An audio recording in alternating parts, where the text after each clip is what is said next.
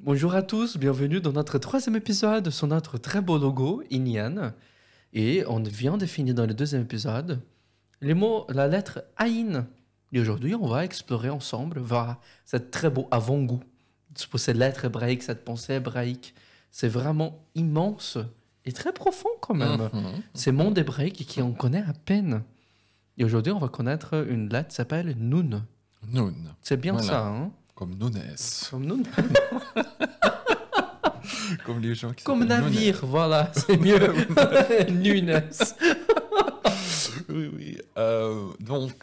Oui, dans ce fameux logo, la deuxième lettre que vous avez ici, le Nun, Mhm. et en araméen et dans l'hébreu antique, ce Nun signifie poisson. Ah, On dit dag maintenant pour poisson, mais Nun, c'est en le araméen poisson. ou en hébreu?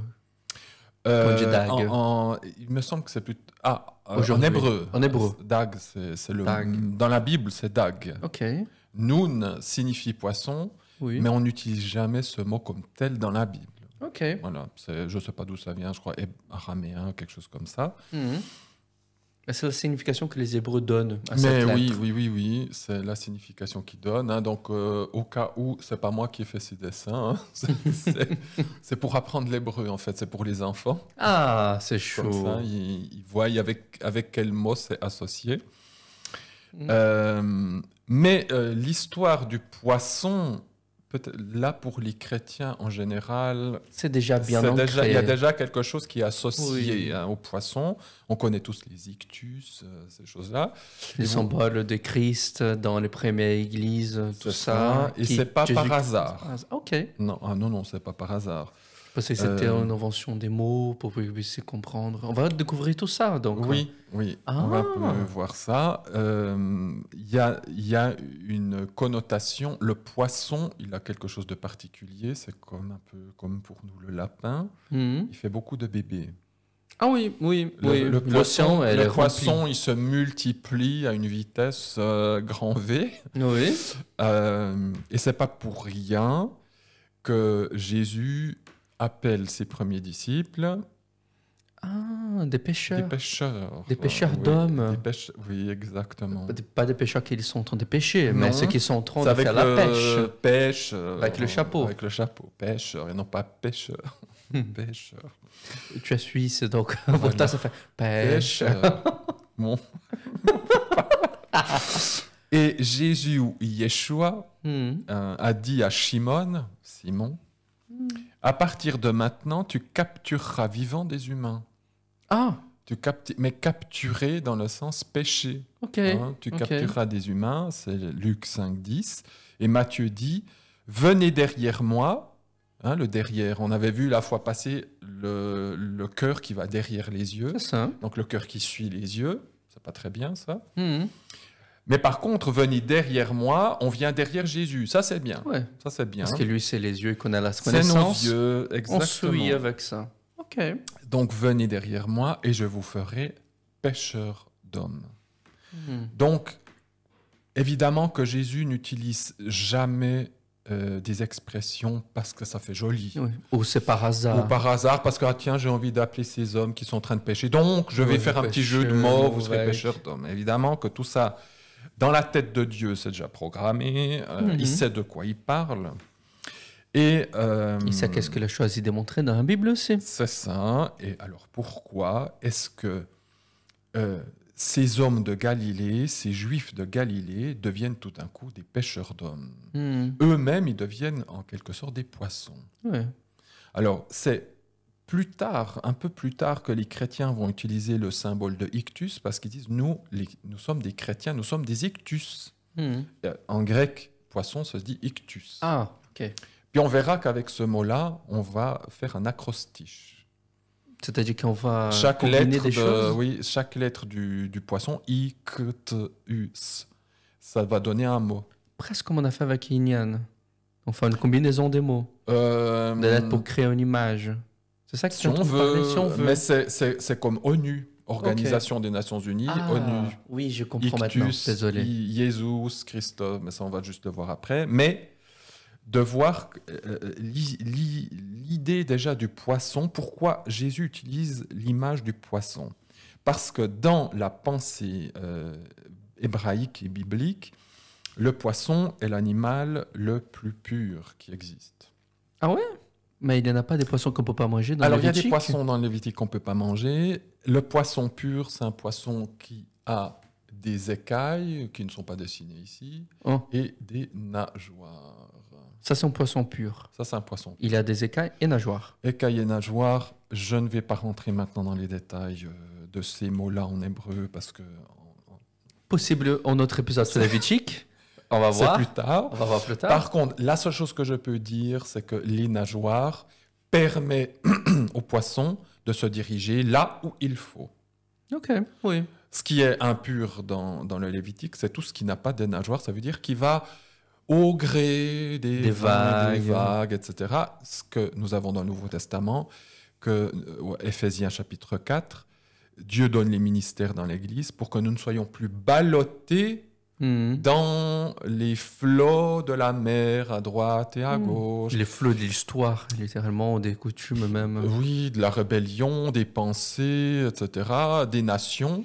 Mhm. Non, Dieu veut qu'on soit des poissons avec des nageoires pour qu'on nage là où il faut. Il nous donne, c'est d'aller à contre-courant. Ok. Les poissons les plus, même chez les Hébreux, les Juifs, les poissons les plus exemplaires là-dedans, ce sont les truites. Ah, Parce que les truites, elles remontent la rivière. oui. Elles vont vraiment à contre-courant. Contre-courant. Et on doit être des truites. Les truites sont les poissons qui font partie des Ce plus... sont qui sont énormes en plus. Ils sont petits. Je sais même plus. non, je crois que c'est quand C'est même comme des ça, bonnes hein. pièces. Hein. Et puis, ils doivent être assez musclés pour On pouvoir va monter les euh, contre-courants. monter à contre-courant. Dieu veut que nous soyons des truites. Ok. Voilà. C'est un détruit aujourd'hui. Alors, nous sommes, nous, des chrétiens, enfin, les chrétiens, chrétiens, ça veut dire des oins, ceux qui ont été huilés, Mhm. parce que Christos, en grec, ça vient de Mashiach, ça c'est aussi pour une autre fois, hein, mais simplement de dire que C'est quand on toujours le dit tiroir on qui est tire chrétien, c'est simplement qu'on est messianisé, on est avec le Messie. tout. Mhm. Et donc, un messianique ou un chrétien, il devient un ictus, il devient un poisson, parce que, alors ça c'est la lettre précédente, le M qui vient avant le N, comme en Mhm. français, M-N. Mhm. En hébreu, c'est Mem Nun. Noun. Et Mem Maïm, ça veut dire l'eau. Ah, Puis on avait vu la fois passée que l'eau positive, c'était le Saint-Esprit. oui. Et donc un poisson, il fait quoi? Il est dans l'eau. Il nage Il dedans le nage Saint-Esprit. dans l'eau. Et voilà, c'est ça l'image du poisson dans la pensée de Dieu. C'est l'animal le plus pur qui puisse exister parce qu'il nage dans l'Esprit Saint. Mhm. Il est entouré. Il est entouré et il Entouré, respire il littéralement ça. respire, c'est ça, il mange ça, il respire ça. L'eau est dehors et dedans, et c'est ce que Paul dit dans les Corinthiens. Nous sommes abreuvés, nous sommes plongés et nous sommes abreuvés du souffle de l'Esprit Saint. Mhm. Nous sommes baptisés, nous sommes complètement plongés dans l'Esprit Saint. Et donc, l'image du poisson, ça renvoie à toutes ces choses-là. Mhm. Et c'est pour ça que Jésus fait cette bizarre chose en disant je vous appelle pêcheurs d'hommes, vous serez des pêcheurs d'hommes. On ne voit pas tellement ça dans la Bible hébraïque. C'est dans le Nouveau Testament qu'on voit ça. C'est parce qu'il y a un changement d'étape. Ok. C'est que l'Esprit Saint va venir en nous et sur nous. Et donc, on va devenir des poissons. Mhm. Amen. Oui. Alors, tout le monde peut-être connaît un petit peu cela. Nous avons ici oui. une mosaïque avec écrit ictus en grec. Et c'est devenu l'acrostiche de Jesus Christos Theou Huios Soter. Jésus-Christ, fils du Dieu sauveur. Ok. Et donc, c'est pas par hasard que les premiers chrétiens aient pris ce symbole. Oui. C'est même, à mon humble avis, les juifs messianiques Qui ont pris qui ont ça. pris ce symbole. Au lieu de prendre la croix, par exemple. Oh, pour d'autres mon Dieu, choses. ça c'est venu plus tard. C'est Parce venu bien parce plus que la tard. croix, c'était juste un symbole d'horreur. Oui. Ça, c'est le christianisme plus tard qui a pris la croix comme symbole. Mais à cette époque-là, c'est comme si aujourd'hui, on prenait le symbole d'une chaise électrique ou bien de ce qui coupe la tête des gens. Comme ça, c'est difficile parce que la majorité d'eux, quand ils étaient persécutés, ils étaient crucifiés. Justement, on n'allait pas utiliser un symbole aussi d'horreur comme ça. C'est plus tard que c'est venu. Ok. À Mais de cette tout symbole, époque-là, ils ont on choisi avait, celle-là, on en avait tout des cas. symboles un peu plus doux. C'est mignon quand même. Hein. Euh, Et c'est facile à faire. Et c'est rapidement facile à faire. Les premiers chrétiens se reconnaissaient comme ça. Ils faisaient le symbole du poisson discrètement Hmm. et disaient ah, toi, t'es aussi un ictus. Hmm. T'es aussi en poisson. T'es déjà dans l'eau. Enfin, on nager ensemble. On va nager ensemble dans la Torah. Oui, parce que l'image de l'eau, c'est aussi l'image de la Torah. Ah. De la Bible, de la pensée de Dieu, du livre la Torah, la Torah de Moïse. Ok. On nage dans la Torah. Je savais pas ça, moi. Et le poisson nage dans la parole de Dieu. Alors, vous avez par exemple Josué 1, verset 8. Il est dit que Josué ne doit pas s'éloigner du livre de la Torah et le méditer jour et nuit. Ok. Dans l'hébreu, c'est mis méditer en lui, dans lui, comme un poisson qui est dans l'eau. Ok. C'est pas méditer la Torah, c'est méditer dans la Torah.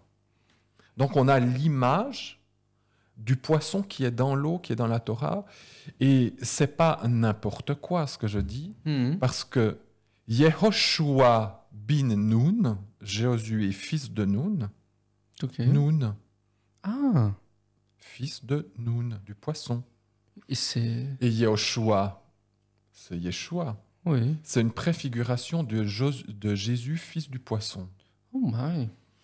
Et Josué, fils du poisson, le livre de Josué est une préfiguration de Jésus. Hein. Josué, c'est quelque part Jésus, parce qu'ils ont déjà le même nom. Oui. Et quand il est dit... C'est un grand clin d'œil quand même. Hein. Ah oui, alors c'est vraiment un grand clin d'œil. Quand on dit Josué, fils de Nun, on doit traduire par Jésus, fils du poisson. Hmm. Jésus est le grand poisson Hmm. qui va faire des petits poissons, Hmm. multiplier des poissons. Jésus est l'homme poisson par excellence qui a baigné dans la Torah depuis sa plus tendre enfance, qui marche dans la Torah, qui pense dans la Torah. Et Jésus est l'incarnation de Dieu, donc c'est l'incarnation aussi de l'Esprit Saint. Et c'est notre exemple à nous de le suivre. De suivre. Donc, Josué, fils de Nun, Jésus, fils du poisson. Jésus, fils du poisson, il fait des petits poissons. Et nous sommes les petits poissons. Donc ictus, l'image de Jésus-Christ, fils de Dieu sauveur, le poisson, et que nous sommes des poissons, tout cela n'est pas du hasard. Ça a vraiment une énorme signification biblique. Et bien profonde quand même. Très profonde. Et c'est dommage qu'on ait un peu perdu. Des fois, on les met derrière les voitures. Il y a quelques courants qui essaient de reprendre ça aussi. Mais parce que c'est vraiment un très, très beau symbole de celui qui est messianique. Ça revient à la mode, en tout cas. Voilà. Mais de façon très... Sobre. Très il faut avoir du sobre. courage, des fois, de mettre ça derrière sa voiture. Ah oui. Puis il faut toujours bien rouler. Hein, Faut donner un bon exemple. Voilà. Alors, c'est l'image du poisson, la multiplication. Alors, maintenant, si on prend le mot dag, qui veut dire poisson en hébreu, il vient de la racine daga. Et daga, ça veut dire se multiplier énormément. Ah, comme le poisson le fait. Comme le poisson le fait. Et voilà, donc nous sommes appelés à multiplier les disciples. Oui. Jésus, il ne veut pas 2-3 personnes pour jouer aux cartes à la fin. Il aimerait que on multiplie les... C'est le commandement de la fin, non? Oui. Aller dans toutes les nations, faites des disciples. Des disciples de toutes les nations. Donc, on doit se multiplier, il faut multiplier. Alors, à chacun son service, son ministère. Hein, Oui. mais quand on est appelé à faire multiplier, il faut y aller. Donc, soyez encouragés à aller faire multiplier avec sagesse. Mais en même temps, c'est par l'enseignement et toutes ces choses qu'on peut multiplier les petits poissons. Alors, je vous ai dit que le poisson est l'image par excellence de l'animal pur. Oui. C'est ce que nous devons être. Hein. Comme j'ai dit, on doit être des petits poissons. Alors, on doit parler du poisson cachère. Quand on parle cachère en hébreu, ça veut dire que la nourriture est autorisée pour un juif. Ok. Donc, nous devons être des poissons cachères. Oui. Là, on peut parler, on doit avoir des écailles ou nageoires. On doit avoir les écailles et les nageoires. Je parle aussi juste des écailles qui sont une illustration de l'écriture. Ok. Voilà. Je ne peux pas aller plus loin, Oui. mais on est recouvert en fait de la Torah, de l'écriture qui nous protège. Merci pour le petit spoiler, c'est bien. Voilà. Et les nageoires qui nous permettent D'aller dans la bonne direction. Mais si on va dans la bonne direction, c'est parce qu'on a comme une armure qui est la parole. Ok. Donc voilà, ça fait penser à certaines choses dans Éphésiens, hein, l'armure, etc. Donc vous voyez que toute la Bible est cohérente, chaque pas mal détail, de références. tout va ensemble. Il faut juste un peu creuser et trouver ça. Faut bien discuter. Ignan, Ignan. des affaires, il faut parler, parler. ça répond à des questions, vous voyez. Il y a quelque chose de très bizarre avec le poisson, parce que quand on lit le Lévitique, quand on doit tuer un animal, il y a des règles. Par exemple, le bœuf est un animal cachère, un animal pur, un animal qu'on peut consommer. C'est l'exemple ultime en plus qu'on a tué. Non, c'est l'animal le plus cher. C'est l'animal le plus cher à consommer. Oui, ça c'est clair qu'un bœuf, un veau, enfin voilà, c'était à l'époque, c'était pas juste une petite chose. C'est comme si je disais, je vais donner ma Porsche ma voiture, en sacrifice, ma Ferrari, ça va voilà. un sacrifice là. Donc c'était, mais je suis obligé de tuer cette bête d'une manière spéciale pour qu'elle ne devienne pas impure. Ok. Je peux pas, je dois lui couper dans la veine la carotide, le sang doit gicler, etc. Le poisson, rien de tout ça. Il est tellement pur qu'il n'y a aucune règle pour le tuer. On peut couper la tête. On peut le manger cru, on peut tout ce qu'on veut. On faisait du sushi à l'époque. On peut faire des sushis avec du poisson pour les juifs, il n'y a pas de problème. Ok. Il y a un animal normal, on ne peut pas parce qu'il y a le sang dedans. On doit le cuire. Il n'a pas du sang, le poisson? Mais il est tellement pur qu'il n'y a aucun interdit. Il n'y a aucun interdit avec le poisson. Et ça, c'est vraiment l'exemple de dire que d'être dans la Torah, d'être dans le Saint-Esprit et tout, ça, quand on est avec le Seigneur, évidemment, on est pécheur. Voilà. Mais on est tout le temps dans l'eau de la purification. La pensée de Dieu, la Torah, le Saint-Esprit vient toujours nous corriger, nous laver. Donc, c'est cette image que le poisson, il n'y a rien qui peut le rendre impur. Ça, c'est génial, non? C'est pas mal, mais ça. La condition, c'est d'avoir nos écailles et nos nageoires et d'être bien dans la bonne eau qu'il faut. Aussi. Bon. Alors, le poisson cachère, il ne nécessite aucun abattage rituel. Comme les animaux, il faut faire des choses. On le pêche, on le sort de l'eau, et en plus, il meurt asphyxié. Normalement, c'est interdit. Un animal normal, dans la Bible, c'est clairement dit, on ne peut pas manger un animal asphyxié. Et on ne peut pas manger un animal qui meurt en souffrance. Ou qui a souffert, etc. Donc, ça signifie que le Seigneur nous montre bien par l'Écriture que le poisson meurt asphyxié sans souffrir. Donc, si jamais, pour les personnes qui se posent des questions, la Bible nous donne la solution. Parce que Dieu ne ferait pas des choses qui sont contraires à sa création. Ça, c'est sûr. Imaginez Jésus qui a mangé du poisson presque, certainement, très régulièrement. Il a divisé. Il aurait été immédiatement, aujourd'hui, accusé de faire souffrir les animaux. Il a également multiplié les poissons. Donc, il a bien mangé ça. Ah oui. Et puis, à sa résurrection, il a mangé quoi? Un poisson. Des poissons. Donc, il n'a pas dit « Ouh là là, attention, ils vont souffrir ». Non. Le poisson meurt asphyxié et il y a même des recherches récentes qui ont montré qu'ils sont pas reliés. Le système de respiration du poisson n'est pas relié à des nerfs. Donc, ils n'ont pas de souffrance au moment de l'asphyxie. Dieu fait bien les choses. Tout est sous contrôle. Ok. Donc, c'est dans les détails alors. Donc, vous voyez que quand on touche à l'hébreu, on touche au domaine biblique, on a même des réponses scientifique. On a vu ça avec Caïn en plus. Tout le temps intéressant. C'est vraiment fascinant. C'est tout le temps, oui, justement. Donc, il y a quelque chose d'absolument aussi unique vers le poisson. Pas tout à fait, parce qu'il y a un autre animal qui a aussi ça. Un poisson, dans l'eau, n'a pas de paupières. Oui, il regarde tout le temps. Il est tout le temps comme ça. Oui, c'est vrai. Même il dort avec les yeux ouverts. Il dort avec les yeux ouverts. Quelle est la signification qui y a derrière? On a parlé des yeux la dernière fois. Je pense que la réponse, parce que j'ai déjà écouté ça une fois, c'est quand on dort, c'est pour imaginer comme ça serait après la mort. Donc, c'est-à-dire que la chose est déjà ressuscitée tous les temps? Ou je vais être loin. Non. Pourquoi pas? Non, c'est que quand Allez. on est dans l'eau de la Torah, Ok. on est tout le temps réveillé. Ah, Le Seigneur nous dit veillez. Veillez. Veillez en Veillez, constance. c'est avoir les. Il y a des paraboles bizarres qui nous disent il faudrait presque jamais dormir, quoi. ouais. Non, veillez, ayez toujours les yeux ouverts, comme le poisson. Parce qu'il y en a un autre qui a toujours les yeux ouverts. Attends. Les insectes? Non, ils ont des yeux, mais des yeux comme nous. Ah, comme nous. Comme les poissons. Non. Le serpent. Ah. L'ennemi, il a toujours les yeux ouverts. Les serpents, ils ont les yeux toujours ouverts. Pourtant, ils ne sont pas dans l'eau. Hmm. Mais ils ont pas de paupières, ils ferment pas les yeux, ils ont toujours C'est une ouverts. petite chose qui vient pour Ils ont couvrir, juste un petit voile. C'est pour pouvoir intéressant. simplement mettre des C'est lots. intéressant le voile, hein. C'est qu'il y a quelque chose qui recouvre son œil. Il peut pas voir vraiment. Il y a. Quand on recouvre l'œil d'un voile, c'est que il y a anguille sous roche, comme on dit. Parce que lui, il choisit lui-même d'avoir ses voiles. Oh, ah oui, et que Dieu Donc, l'a voilé, lui a aussi ouais. voilé son œil. Mais l'ennemi, lui, il veille. Hmm. Hein, il cherche qui dévorer. Donc on doit être comme des poissons, avoir toujours les yeux ouverts, ne jamais s'endormir spirituellement. Donc soyons des poissons Ok. et faisons la prière du poisson. Ah, notre prière du poisson.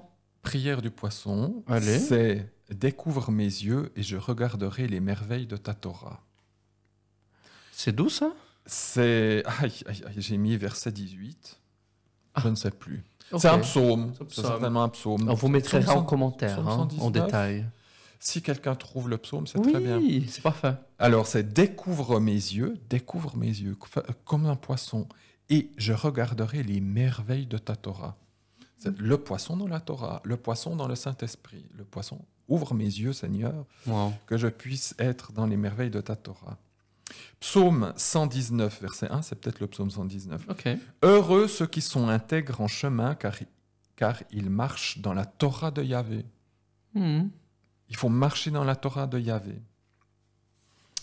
En plus d'être complètement immergé par elle. Exactement. Et en passant, elle marche dans l'eau. Méditer dans la Torah et marcher dans la Torah. Psaume 1, verset 1 et suivant. Heureux l'homme qui trouve son plaisir dans la Torah. Hmm. Alors quand on parle de la Torah, c'est la parole de Dieu, évidemment. Hein, trouver son plaisir dans la Torah. C'est que comme ça que le poisson va garder sa fraîcheur. Parce que le poisson pourri, ça existe. Hmm. Hmm. Et on en parle, le poisson pourri, dans le Nouveau Testament. Vivant et pourri en même temps? Oui. Ou pourri après la mort? Non, pourri et vivant en même temps. Ok. Ça, c'est les paradoxes bibliques. Oui. Hein. C'est Matthieu 13, 47 et 48. Matthieu 13, 47 et 48, la parabole du filet. Ok. Quand Jésus revient, Oui. les anges vont trier Les poissons. les poissons bons et littéralement, dans le texte, les poissons pourris. Hmm. C'est une image un peu triste, mais ça veut dire que Il y aura... parmi les ictusiens, si je peux dire comme ça, Oui. il y a des poissons bons et il y a des poissons pourris. Voilà. Alors ça, c'est Dieu qui jugera, hein. C'est Ouais. pas nous, mais faisons attention de ne pas être un poisson pourri. Hmm. Alors voilà. La lettre Nun est une lettre qui est aussi au début d'un verbe très courant dans la Bible, c'est nafal. Ok. Nafal qui veut dire tomber, chuter. Ah. Parce que même si nous sommes des poissons, voyez l'image du Nun, parce qu'on verra après qu'il y a un Nun, comme dans Inyan à la fin, qui est dessiné un peu différemment. Ce Nun est droit, mais il est courbé ici. Il peut toujours shooter derrière. Parce que voilà, quand il y a une courbure, c'est que voilà, quand c'est bien droit, c'est la droiture, tout va bien. Quand il y a une courbure, c'est qu'il y a... Et nafal veut dire tomber. Et oui, il est dit dans Proverbe 24, 16, 7 fois le juste tombera. Le juste, 7 fois il tombera. Alors 7, ça veut dire une plénitude. Ça veut dire oui, littéralement, tu te casseras la gueule bien souvent, mon ami. Ok. Faut pas croire que tu es juste et puis que tout ira bien dans ta vie. Parce que tu es et puis- puissant pour là, tu peux pas faire une shoot. Il faut être humble. Le poisson doit être humble. Le poisson doit garder sa courbure et être humble parce que c'est aussi une image de l'humilité. Ah. Parce que oui, 7 fois on va tomber, le juste tombera, mais il se lèvera.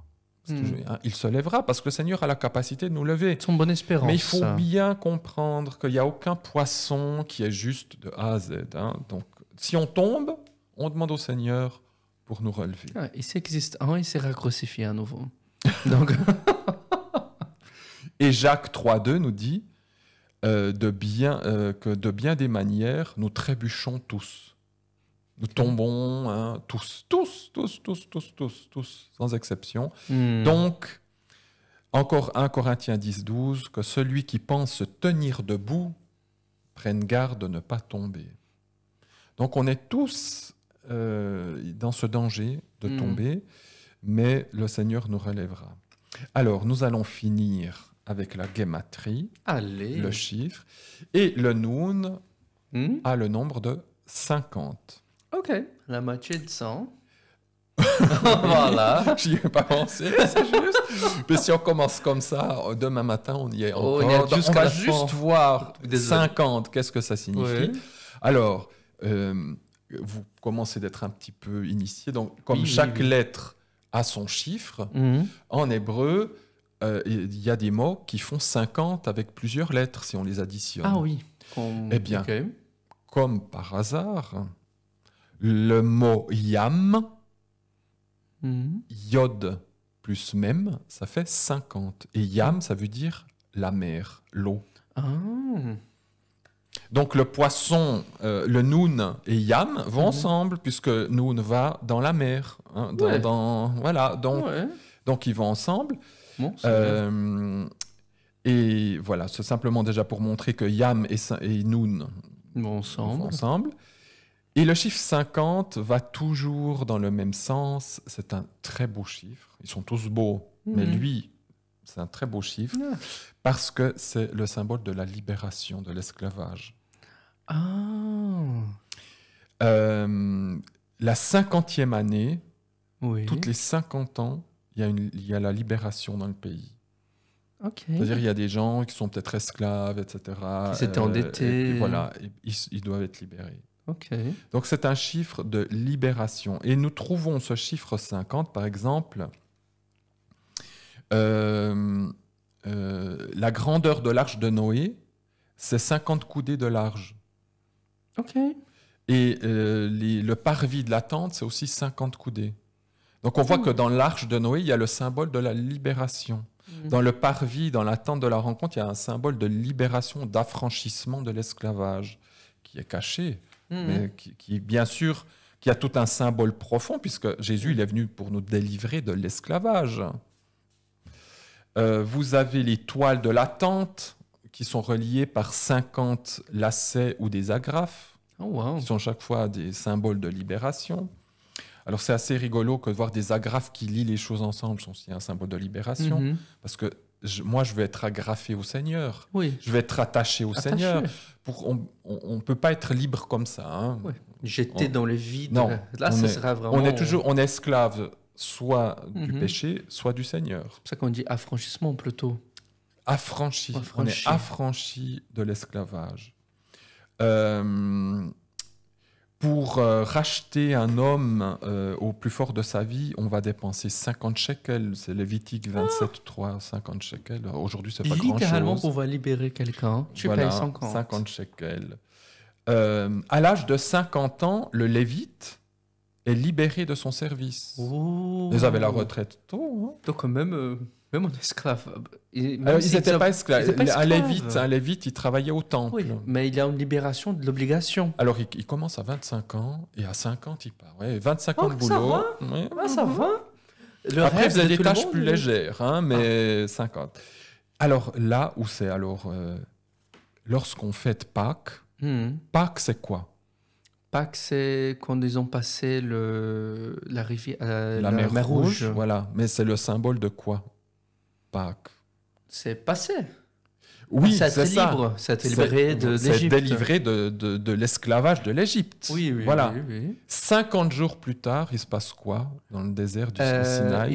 Ils reçoivent l'Alliance? Non, ils reçoivent la parole. Ils reçoivent la Torah. Ils reçoivent la Torah. Et c'est la Pentecôte. en réalité. Ah. Après, 50 jours Pas après en plus Pessah, encore. après Pâques, c'est Pentecôte. Mhm. Et alors, eux, ils ont reçu la Torah, et nous, on va recevoir le Saint-Esprit. Donc, c'est la libération par la Torah et par le Saint-Esprit. Voilà, donc le souffle. Donc, cette guématrie de 50, on voit vraiment que c'est le poisson libéré. Le poisson dans l'eau, le poisson qui, on dit, être bien comme un poisson dans l'eau. Oui. C'est ça, être Être chrétien. c'est Dans son élément. On ne veut pas être ailleurs. Alors, on va terminer avec, j'espère, je vais aller à l'envers. Poisson. Voilà, le noun final, je ne sais pas si C'est juste après. on l'avait mis. Ah, il y a ce poisson Oh avec le oui, quitus. mince. Alors voilà, Pas grave. j'ai un peu oublié. Oui. C'est pour montrer le noun avec ce fameux ictus qu'on connaît. Voilà le noun final que vous avez dans Inyan à la fin, qui est en fait la même lettre, mais seulement maintenant la petite courbure qui était ici, elle descend. C'est bien debout. Hein? Et donc ce noun final, c'est le poisson final, c'est la dernière lettre du mot Inyan. Ok. Et c'est là, on verra ça tout à la fin, Oui. un peu. C'est en fait, je commence maintenant comme poisson un peu courbé, mais je vais ressusciter. Là, c'est le poisson ressuscité. C'est un poisson qui est complètement droit, qui on dirait qu'il s'élève, qui va partir de la tombe là. Pouf, Ok, c'est tient tout droit. Il se tient complètement droit. Et c'est comme ça que nous allons finir. Si aujourd'hui nous sommes un peu courbés, demain on aura un corps ressuscité et nous serons tout droits. Ça paraît beaucoup avec le Tav. Non, je vais expliquer ça après, mais fascinant, mon ami. Alors, pour conclure ce passage, je cite Jacques 4,10. Allez. Humiliez-vous, c'est aussi avec le Anna, hein, qu'on avait vu, humiliez-vous devant le Seigneur et il vous élèvera. Oh my. Voilà. Fascinant. Merci encore, mon ami. Tout ça Avec pour plaisir. une lettre, et en plus, Oui. c'est qu'on a avant-goût de ce qu'on C'est fera juste dans la un- série voilà. de lettres, en plus. Merci à tout le monde pour votre suivi pour cette troisième lettre. Hâte pour la prochaine qu'on va regarder, qui c'est Voilà. le Yod. Hein? Le iode, là. Celle-là, elle est énorme. Il y a tout ton monde à l'intérieur de Aussi, celle-là. oui. Non seulement elle a tout le monde, tout le monde est dedans elle. On va voir Mhm. cette beauté dans le prochain épisode. Donc, si ça vous intéresse, n'hésitez pas de mettre la pouce, de donner like. Si vous avez trouvé le verset et quel chapitre c'est, mettez en commentaire. Peut-être c'est l'épisode 119. Et si ça vous fait penser à d'autres choses ou d'autres références dans la Ah Bible, oui, n'hésitez pas à les faut mettre en hésiter. commentaire. Hein. Comme ça également, ça nous aide, à nous, à comprendre la Bible. Et à tous les autres qui vont regarder Il y a ici. toujours des bonnes idées. Toujours des bonnes idées. Plus on enseigne, plus on découvre, plus il y a des choses à l'intérieur. Bon, au prochain épisode, n'oubliez pas de vous abonner si ça vous intéresse. Et à bientôt. À bientôt. À bientôt. Bientôt.